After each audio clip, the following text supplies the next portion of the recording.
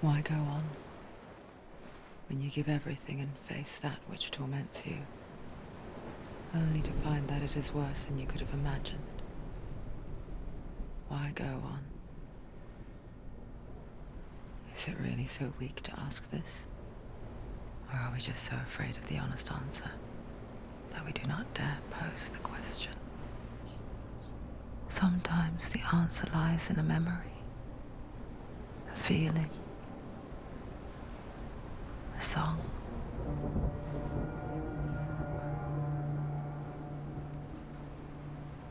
It's not real. It's a trick. It's not real. It is real. Listen to it. Don't give up. Did it? It's Not like this. It's not real. It is real. It's a trick. Don't trust it. Maybe you're already dead. Who are you? Do you still believe in me, Senua? No, it's Enough. It's a trick. She knows it's a trick. He's already dead. He can't be here. It's impossible.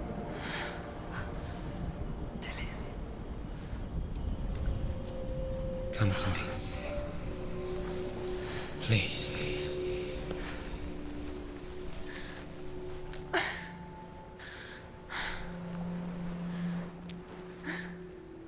The light.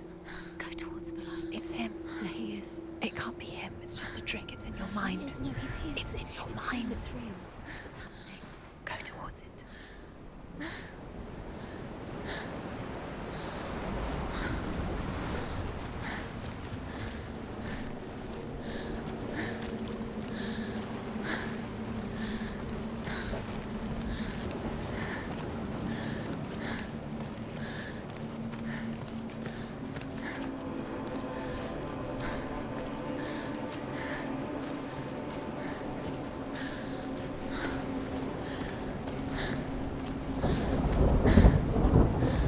There it is.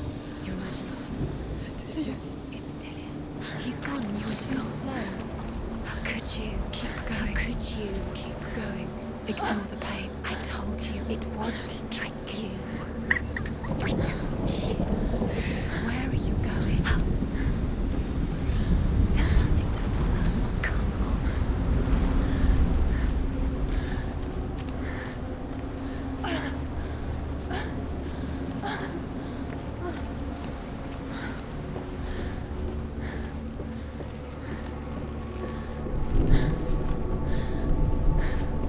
Before she first met him, she was not in a good place. Just a teenager, but not like the others. Barely functioning, she rarely left the house. Her father Zinbal made sure of that. Only occasionally did she venture out on her own, collecting firewood and herbs, errands out in the Orkney plains. That was her world. Like this one. Barren and lonely.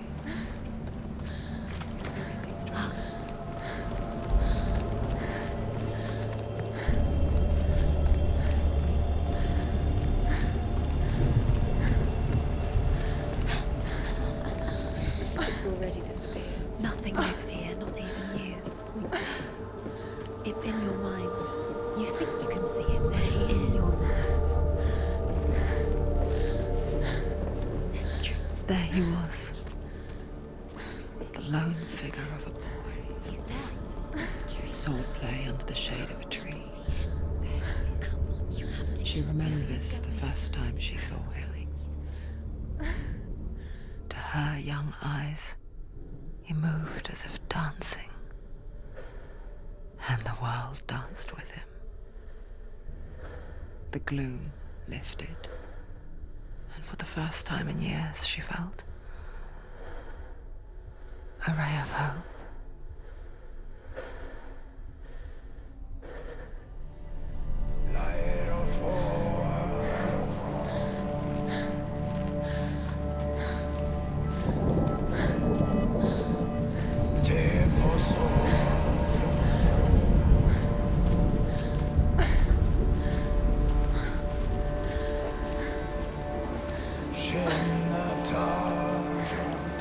That's the truth.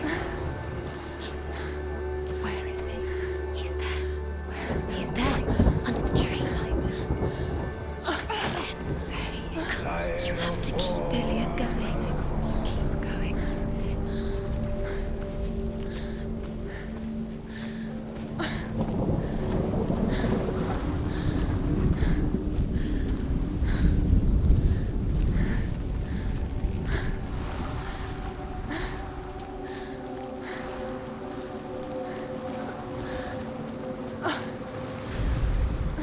The Northmen tell of a great hero. His name is Sigmund. His father's hall was built around a great tree, and one day, Odin comes and thrusts a sword into the tree, a gift to whomever can release it. Many try, but the sword only comes out at Sigmund's touch. His brother-in-law, King Siggeir, wants it, but Sigmund refuses him, so King Siggeir plots revenge. He invites Sigmund and his brothers to a feast, but when they arrive, they are met with an army, not a warm welcome. King Siggeir captures Sigmund and his brothers, steals his coveted sword, and readies them for execution.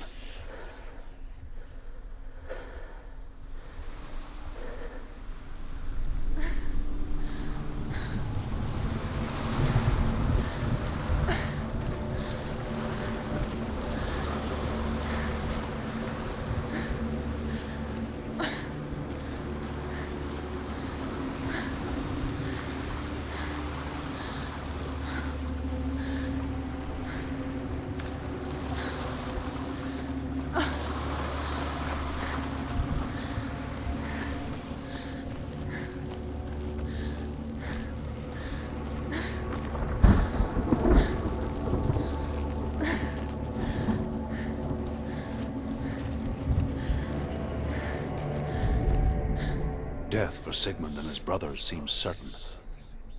But the king's wife is Sigmund's sister, and she begs for mercy and implores the king to chain them up instead. He agrees. Not for mercy, though, but because he plans an even more cruel and lingering death. Chained to a tree in the forest that night, a she-wolf comes and devours one of Sigmund's brothers. She returns, ravenous, night after night, until only Sigmund is left. The next day, Sigmund's sister sends a servant with honey to smear on Sigmund's face. But to what end? Well, that night, when the she-wolf appears again, you'll never guess what happens.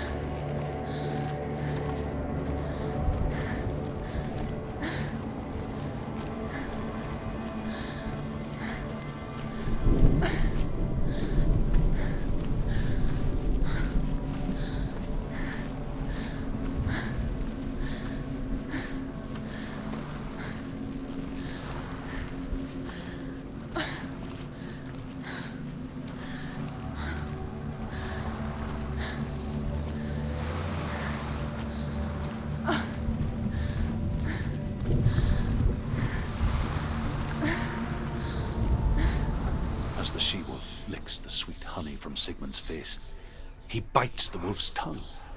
The she-wolf pulls away, but Sigmund holds on. The chains break, and he is free. After his escape, Sigmund lives like us, hidden in the forest. His enemy, King Siggeir, believing him dead, as his sister plots revenge.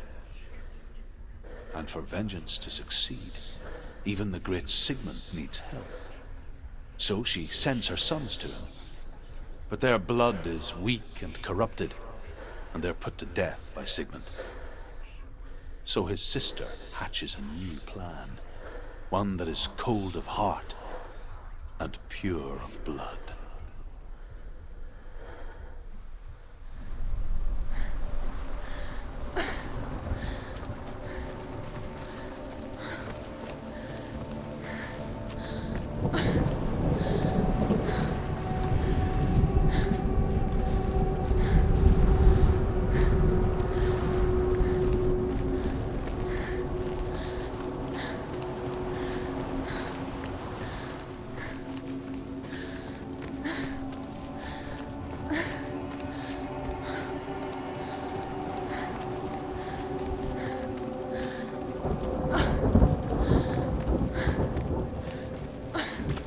Day after day, watching from afar, she mimicked him, perfecting her own secret dance, wishing those fleeting moments of light would stretch out to last forever.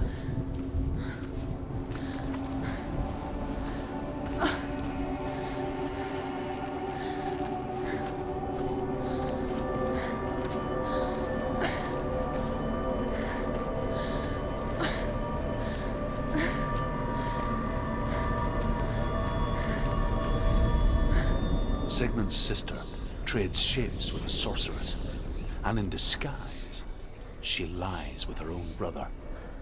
She gives birth to a son named Sinfjotli. After a time, she sends him to the forest to Sigmund.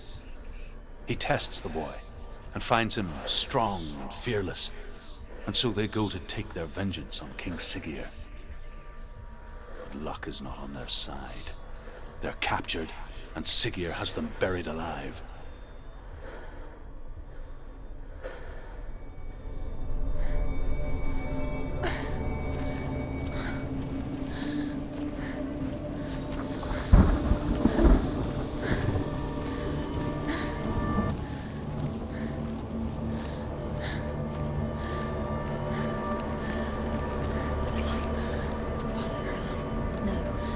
It's a trick. It's an illusion.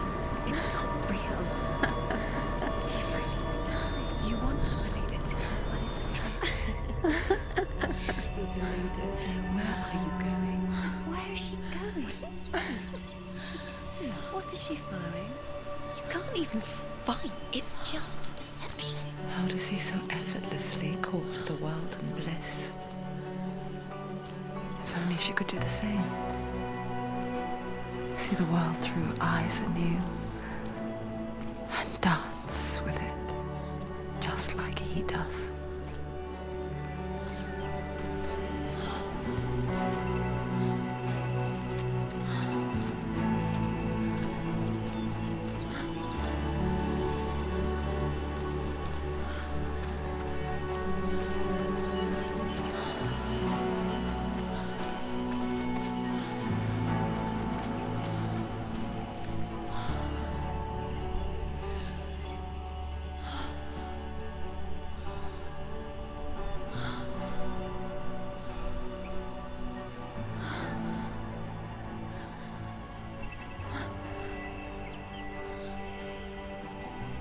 What's your name?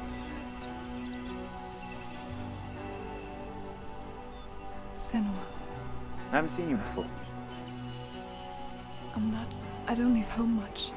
Oh, Zeno's daughter. I have to go. Wait. Who taught you to fight like that?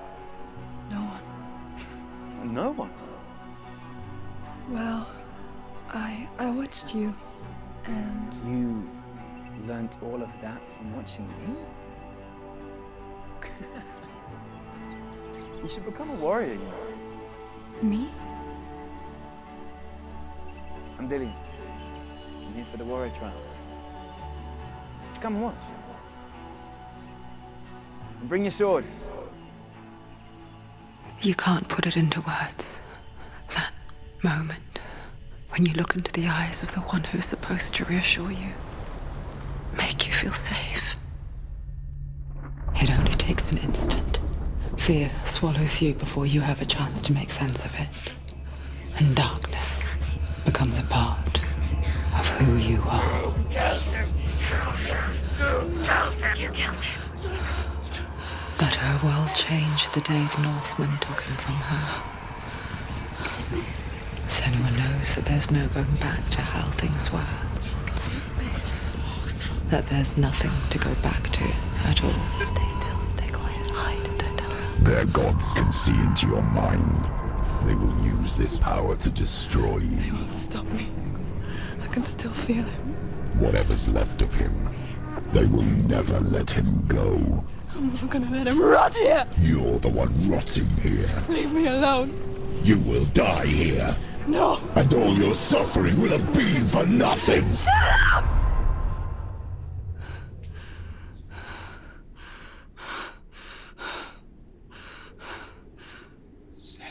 Dillian? Is that you?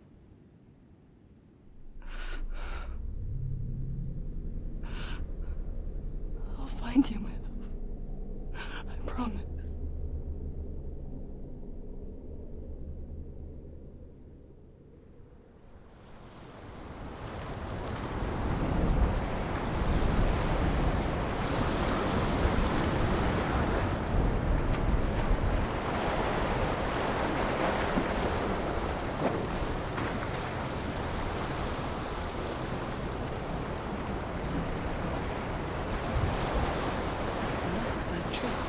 Can you see him?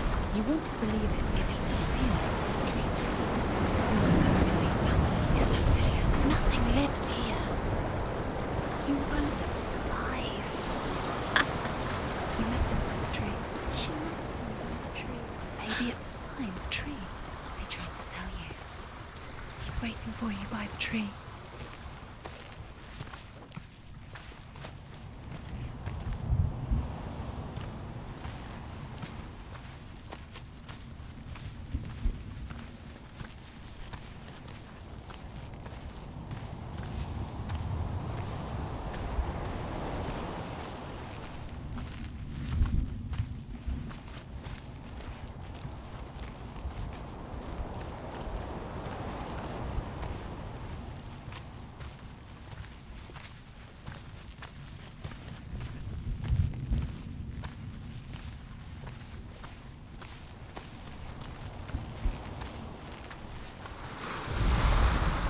As Sigmund and Sinfjotli are being buried alive, Sigmund's sister throws an armful of straw into the grave mound.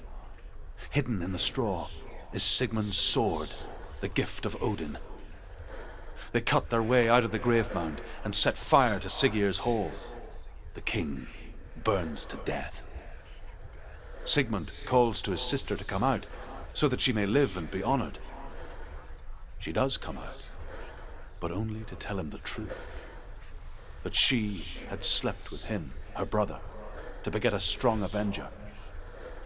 I am not fit to live, she says, and walks back into the fire. Strike vengeance from your heart, Senua, as there is always a heavy price to pay.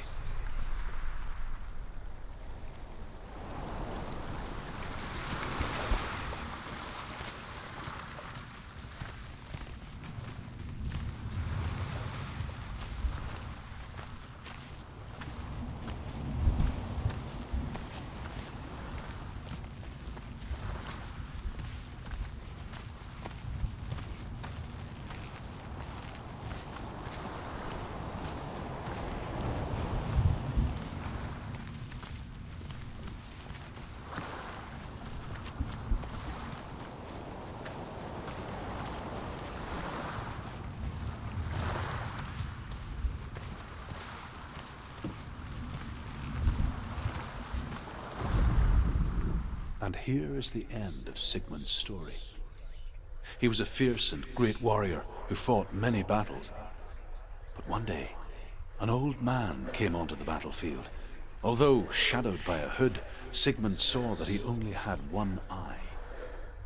The man raised his spear, and Sigmund struck at it with his sword, but the sword shattered into pieces. Sigmund then knew that this was Odin, and thus that victory could not be his.